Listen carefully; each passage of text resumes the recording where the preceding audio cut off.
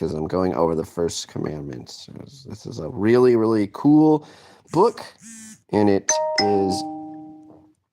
is going to cover all about you shall have no other gods. Hope you guys enjoy.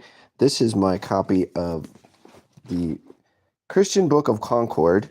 This is the tree on the large confession. It's in the public domain, so we don't have to worry about any copyright issues here on the channel. But anyway, the cover got torn off years ago, but this is the Book of Concord, the Lutheran Confessions. Hope you guys enjoy it. So we're gonna open this sucker up. We can open this sucker up. Okay, and we're going to go to. There's a lot in this thing. You have the small catechism, which we go over the kids, but this is a large catechism. It's usually to train the teachers. And we're going to go to the 10 Commandments. So on here, page 339. Let's see if we can find it. So flip through. I may try to do a little bit each day. I don't think we're going to be able to knock this out in one video. 339. How about that? Turned right to it. Okay. The 10 Commandments. First commandment.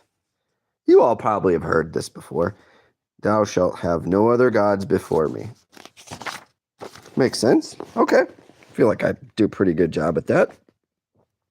Let's see what Martin Luther had to say about that here in the Large Catechism. That is, thou shalt have and worship me alone as thy God.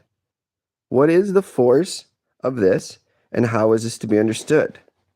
What does it mean to have a God? Or, what is God? Answer. A God means that from which we are to expect all good, and to which we are to take refuge in all distress.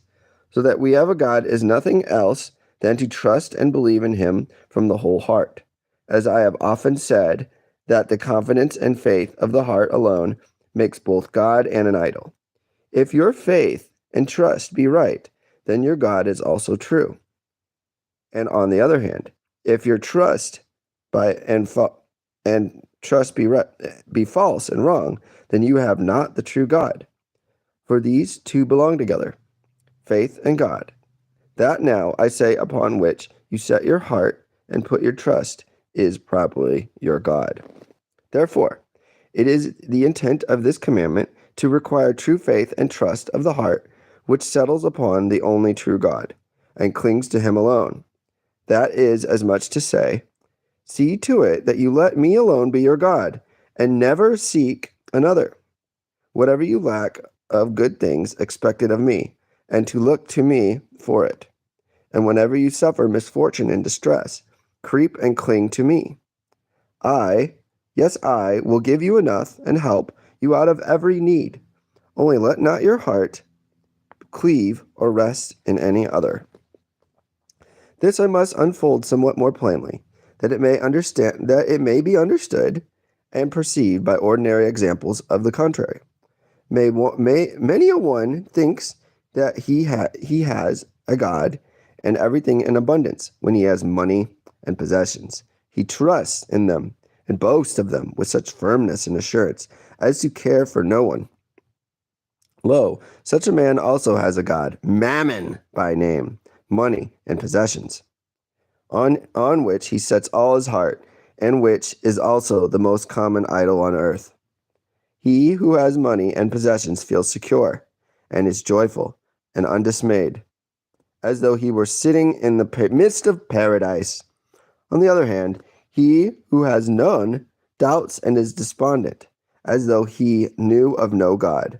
For very few are to be found who are of good cheer, and who neither mourn nor complain if they have not mammon. This care and desire for money sticks and clings to our nature, even to the grave. Continues. So too, whoever trusts and boasts that he possesses great skill, prudence, power, favor, friendship, and honor, has also a God, but not of this true and only God. This appears again when you notice how presumptuous, secure, and proud people are because of such possessions, and how despondent when they no longer exist or are withdrawn. Therefore, I repeat that the chief explanation of this point is that to have a God is to have something in which the heart entirely trusts. Besides, consider what in our blindness we have hitherto been practicing and doing under the papacy.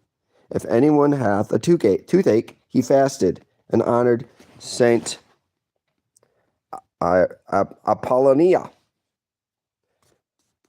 massacred his flesh by voluntary fasting to honor Saint Apollonia. And he was afraid of fire.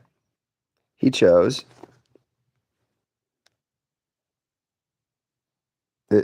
there we go.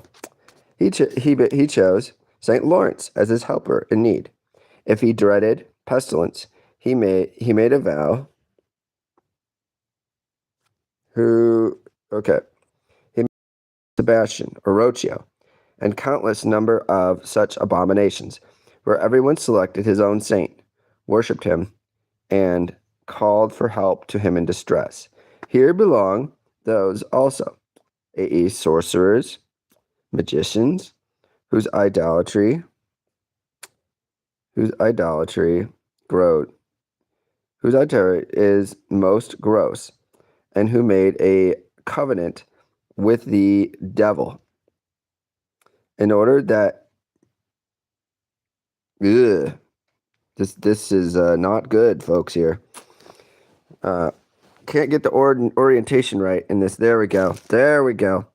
Whose idolatry is gross, and who made a covenant with the devil in order that he may give them plenty of money, or help them in love affairs, preserve their cattle, restore their possessions.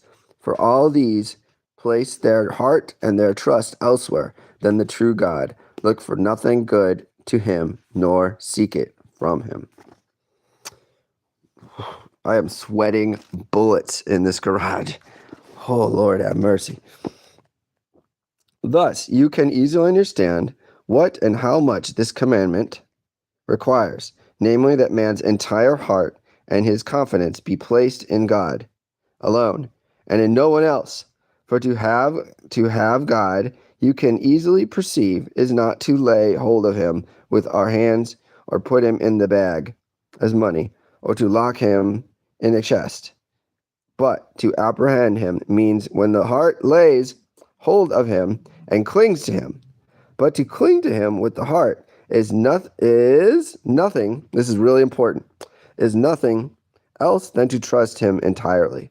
For this reason, he wishes to turn us away from everything else that exists outside of him, and to draw us to himself, namely, because he is the only eternal God, as though he would say, whatever you have hereto sought of the saints, or for whatever things you have trusted in, mammon, or anything else, expect it all of me, and regard me as the one who will help you and pour out upon you richly all good things. Lo, here you have the meaning of the true honor and worship of God, which pleases God, and which he commands us under penalty of eternal wrath, namely, that the heart know no other comfort or confidence than in him, and do not suffer itself to be torn from him, but for him, risk and disregard everything upon earth. On the other hand, you can easily see and judge how the world practices only false worship and idolatry. For no people have ever been so reprobate as not to institute and observe some divine worship. Everyone has set up his special God, wherever he looked for blessings, help, and comfort.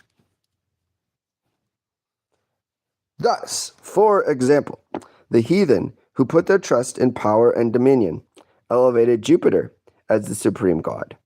The others who were bent upon riches, happiness, or pleasure, and a life of ease, Hercules, Mercury, Venus, or others, women with child, Diana or Lucinia, and so on, Lucina.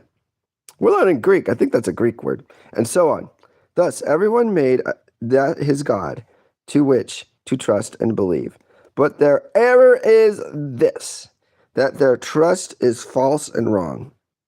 For it is not placed in the only God, besides whom there is truly no God in heaven or upon earth. Therefore, the heathen really make their self-invented notions. And at that, I bid you, YouTubers, a farewell. We will pick up on paragraph 20 next time as we prepare for Catechism class on the first commandment. Thank you for watching. Bye-bye.